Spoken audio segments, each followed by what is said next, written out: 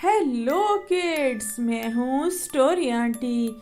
इस स्टोरी का नाम है चिड़िया और तोता।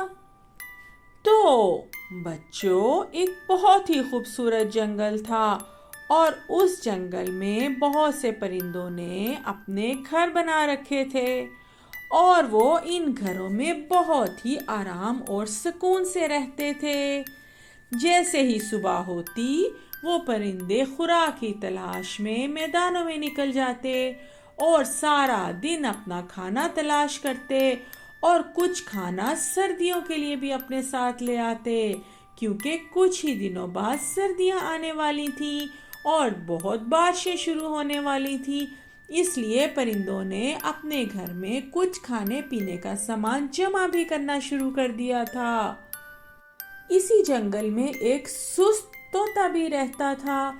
जब सारे परिंदे खाना तलाश करने चले जाते तो वो अपने घोंसले में ही बैठा रहता और जरा सा इधर उधर से कुछ खाकर अपना गुजारा करता रहता। सब जंगल के जानवरों ने बारिश होने से पहले अपने पक्के घर बना लिए थे और खाना पीना भी अपने घरों में जमा कर लिया था।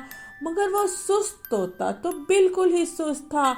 वो तो अपने घोंसले में ही बैठा रहता और उसने अपना घोंसला भी बड़ा कच्चा सा बनाया हुआ था। सारे जानवर सारा दिन खाना तलाश करने के बाद रात को एक जगह पर जमा हो जाते और आपस में बातें करते।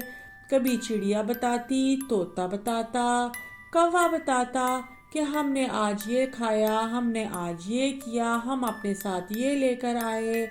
इन्हीं चिड़ियों में एक प्यारी सी मुन्नो चिड़िया भी थी। मुन्नो चिड़िया भी अपने घर में बहुत सा सामान लेकर आती और उसको सर्दियों में खाने के लिए महफूज करती।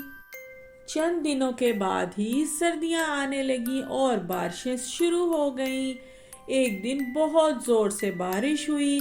सब परिंदों के घर तो महफूज रहे, मगर सुस्त तोते का घर नीचे गिर गया कि उसने तो मजबूत ही नहीं किया था और बारिशों में तो कच्चे घर गिर ही जाते हैं। तो तोता तो पहले कुछ परेशान हुआ और फिर सोचने लगा, सबसे मेहरबान तो मुन्नो चिड़िया है, मैं उसके घर ही चला जाता हूँ। तोता मुन्नो चिड़िया के घर आया और उसको कहने लगा, मेरा तो घर गिर गया है, मेरे पास रहने के लिए जगह नहीं। मुन्नो चिड़िया तो बहुत ही मेहरबान थी। अरे परेशान ना हो तोते भैया, आप मेरे घर में रहें, रुक जाए, मैं आपके लिए खाना लेकर आती हूँ। मुन्नो चिड़िया तोते के लिए खाना लाई और उसको आराम बिठाया और उसके कमरे से बाहर निकल गई। बारिश रुक चुकी थी। मुन्नो ने कहा कि तोते भैया, अब आप अपना घर बना लें, बारिश तो रुक चुकी है। लेकिन तोता तो बहुत ही सुस्त था। उसने आए बाएं शाएं करना शुरू कर दी कि मुझे सर्दी लग गई थी, मैं तो बहुत बीमार हूँ, मैं अपना घर नहीं बना सकता। तो मुन्नो चिड़िया ने सोचा कि क्यों ना मैं ही इसका घर बना दूं, ऐसे तो ये तोता यहाँ से जाएगा ही नहीं।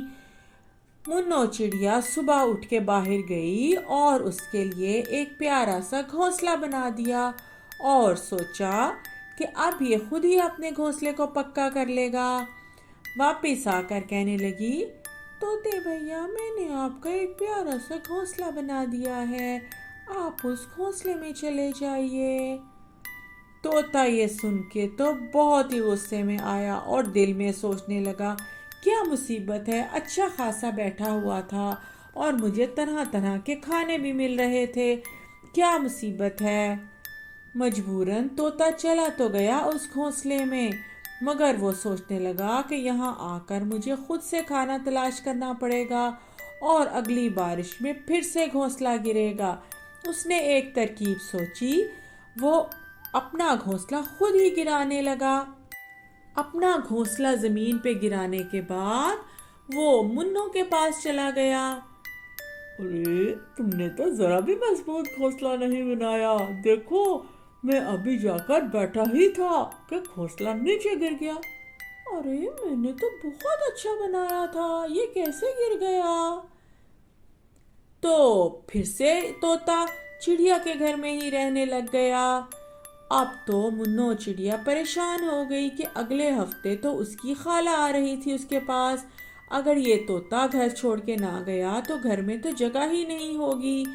तो मुन्नो चिड़िया इधर उधर टहलने लगी और सोचने लगी कि मैं किस तरह इस तोते को बाहर निकालूं। अब उसे पता चलने लगा था कि तोता बहुत ही सुस्त है। इतने रोज गुजर गए बारिश रुके हुए, ये फिर भी अपना घोंसला नहीं बना रहा। तो उसे भी एक तरकीब आई। वो उसने तोते को बाहर भेजा और खुद तेज तेज उड़ती उड़ती कहने लगी, भागो भागो तोते भैया भागो, मेरे घर पे एक चुड़ैल का साया हो गया है और आज रात को वो आके इस घर में रहने वाले सारे परिंदों को खा जाएगी।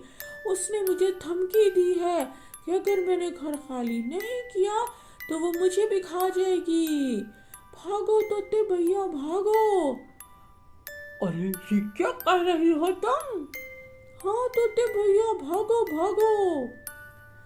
चिड़िया भागती भागती उड़ती उड़ती इधर उधर फिरती रही ताकि तोते को यकीन हो जाए कि वाकई ही कोई चुड़ैल आ गई है।